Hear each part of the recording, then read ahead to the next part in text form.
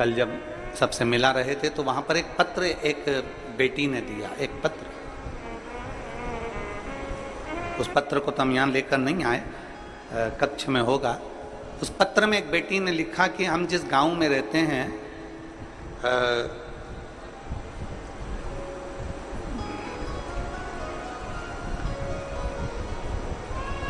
उसने उसके गांव का नाम भी लिखा था कोई। हम उस गांव में जहां हम रहते हैं वहां पर जितने भी हमारे साथ वाले हैं, जितने भी हमारे साथ में मंदिर जाया करते थे, देवालय, पूर्व की बात बता रहे हैं गुरुजी, जब जाया करते थे तो धीरे धीरे धीरे धीरे उन्होंने मंदिर जाना बंद कर दिया और दूसरी जगह जाना चालू कर। अब मंदिर जाने वाले कम हो गए थे और दूसरी जगह जाने वाले, रविवार को जाने वाले ज्यादा हो गए थे।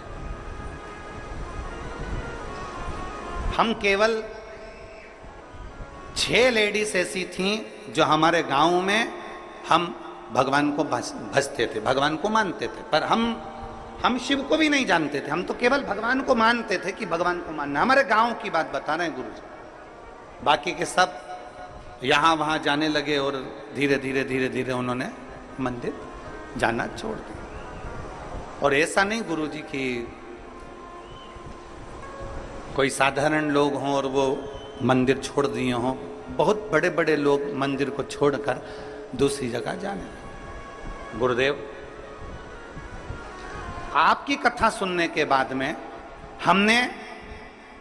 हमारे पास में पत्थर का शिवलिंग नहीं था, हमारे पास में पाषाण का शिवलिंग नहीं था, हमने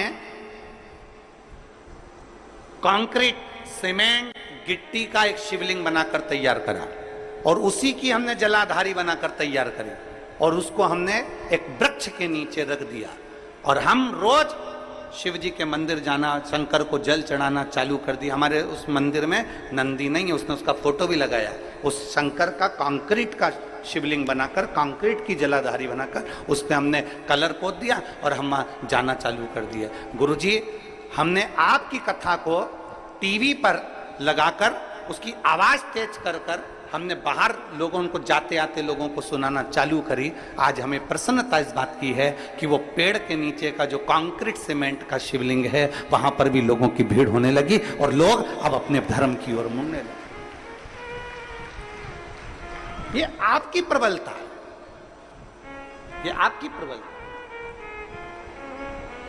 ये आपका विश्वास है, ये आपका भरोसा है।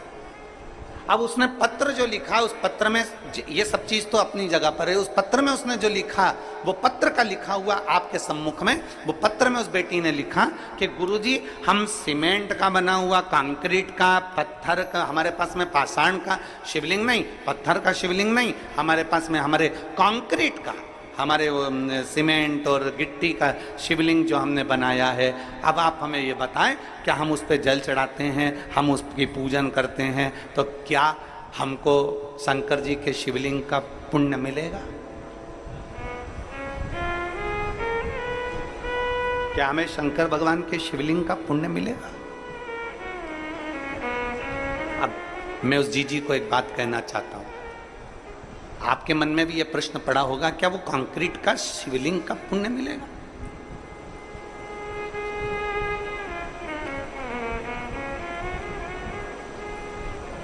पहले तो मैं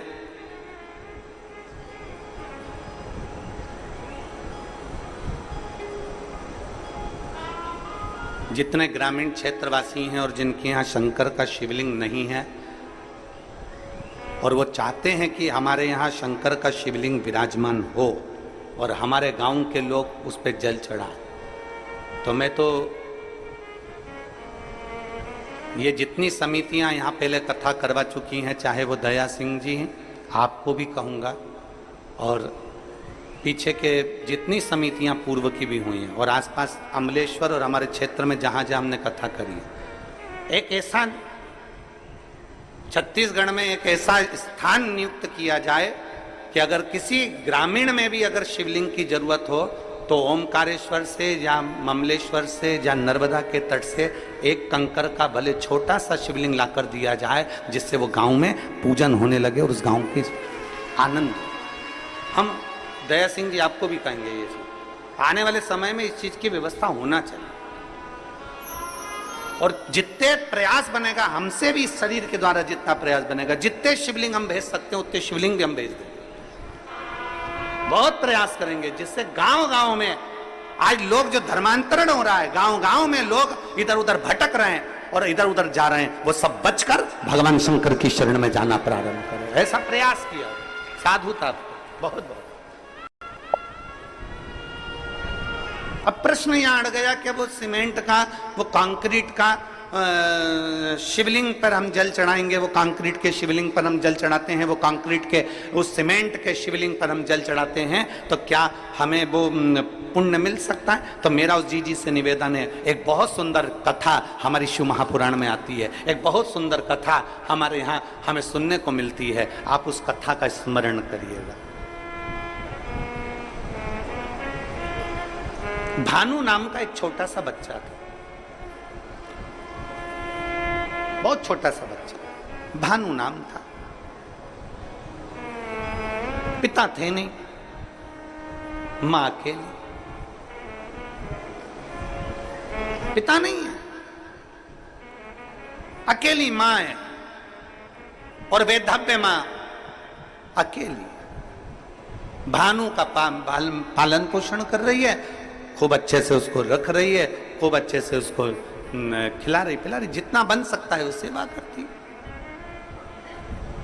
सुंदर दृष्टांत है। वो बेटी अगर यहां बैठकर कथा सुन रही हो या टीवी पर कथा सुन रही हो कि कंक्रीट के शिवलिंग को हमने बना दिया और पूरा गांव वहां जाना चालू कर दिया, तो क्या उसका पुण्य मिलेगा कि नहीं मिलेगा? हमको हमारे खाते में पुण्य जाएगा कि नहीं जाएगा? वो बात मूल है।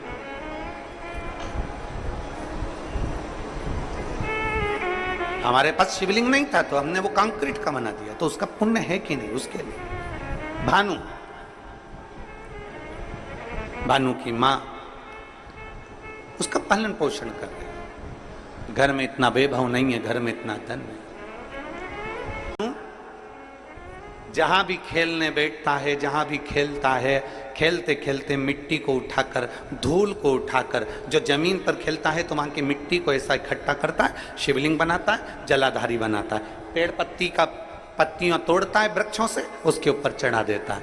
थोड़ी देर बाद भानु उसको मिटा देता है। फिर कहीं खेलता है, मिट्टी में गया, मिट्टी का शिवलिंग बना लेता है, पत्तियां तोड़ता है, शिवजी पे चढ़ा देता है, उसको मिटा देता है। 4 छोटी छोटी डंडियां लाकर खड़ी करता है, उस पे झोपड़ी बनाता है, उसके अंदर एक मिट्टी का शिवलिंग बना लेता है, उस पे पत्तियां लाता है, तोड़कर चढ़ा देता है। ये केवल भानु की कथा नहीं, ये आपकी और हमारी भी कथा है। बचपन में कई बेटियां, बचपन में कई बेटे, बचपन में छोटे छोटे लड़के, सोमवार आता है, मंगलवार आता है, बुधवार आता है, गुरुवार आता है, ऐसे कई दिन, कोई शिवरात्रि, कोई सावन का महीना आता है, छोटे छोटे बच्चे डंडियां लाते हैं तोड़कर, छोटी छोटी डंडियां तैयार कर कर उस पर छप्पर डालकर उसमें मिट्टी का शिवलिंग बना लेते हैं, उसका श्रृंगार कर देते हैं, उसके ऊपर पत्ता पत्ती लाकर चढ़ा देते हैं। कई लोग हंसते हैं, बताओ कैसा मूर्ख है, कैसे इसमें अकल नहीं है, छोटा सा बच्चा है, इसने ऐसा कर लिया। घर के अंदर वो भगवान की पूजन करता है, छोटा सा बच्चा।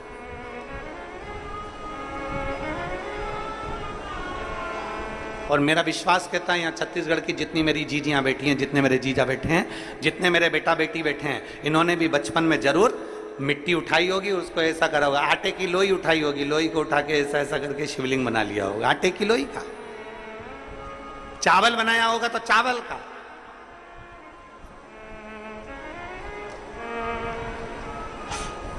बोलो बोलो, सही है कि गलत है? बचपन में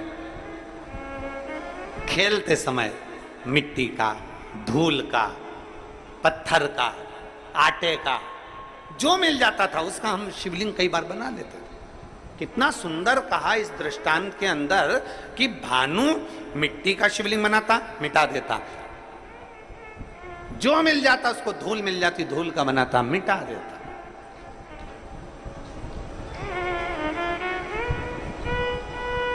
शिव महापुराण की कथा कहती है, भूल वश भी, भूल से भी, भूल से कितना सुंदर कहा। कई बार बादल देखते हैं ना, बादल, कई बार बादल देखते हैं तो बादल में भी शिवलिंग का दर्शन होता है कई बार। वहां शिवलिंग आया नहीं है, वहां शिवलिंग आया नहीं है, पर बादल देख रहे हो और दूसरे भी देख रहे हैं, उनको नहीं दिख रहा है, पर आपको बादल में ऐसा लग रहा है कि ये जलाधारी है, ये शिवलिंग है, ये सामने नंदी है, ये शंकर है, ये पार्वती है। बादल में भी आपको शिवलिंग का दर्शन हो रहा है। कई बार पानी में, कई बार शिवलिंग में, कई बार वृक्ष में, कई बार बेलपत्री की पत्ती में भी शंकर के शिवलिंग का दर्शन हो जाता है। कई बार फूल में शिवलिंग का दर्शन हो जाता है। क्यों, किस लिए, किस भाव से? तो हमारे यहां दृष्टांत सागर कहता है, अगर तुम्हारी नेत्रों से तुम्हें बादल में, जल में, थल में, पाषाण में, मिट्टी में, धूल में भी अगर भूल से भी तुमने शिवलिंग का निर्माण करा है या दर्शन करा है, तो तुम्हें तुम्हारे खाते में एक शिवलिंग के निर्माण का पुण्य तुम्हारे खाते में जुड़ जाता है और उसका फल तुम्हें मृत्यु के पहले प्राप्त जरूर होता है। अब बादल में शिवलिंग बना, बादल में धुएं से, भाप से शिवलिंग का दर्शन हुआ, तो यहां शिवलिंग बना नहीं है, ये आपकी दृष्टि में, आपके मन में शिवलिंग समाया था, तो आपने उसको शिवलिंग बनाया। वो देख ऐसा लग रहा है, ऐसा लग रहा है ना कि सामने जलाधारी है, ऐसा लग रहा है ना सामने शिवलिंग है, ऐसा लग रहा है ना कि सामने शंकर है। मतलब तुमने अपने दिल से बादल में भी शिवलिंग बनाया है, मतलब एक शिवलिंग बनाने का पुण्य तेरे खाते में जा चुका है। तुमने बेलपत्र में दर्शन करा, देखो ऐसा लग रहा है ना ये जलाधारी है, ये शिव है, ऐसा लग रहा है ना, मतलब तुमने बेलपत्र में भी शिवलिंग बनाया है, एक शिवलिंग का पुण्य तुम्हारे खाते में चला गया।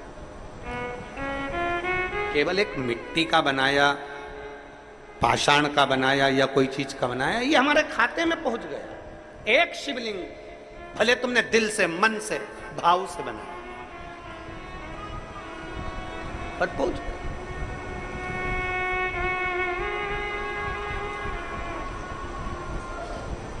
निर्माण अपने दिल से किया गया।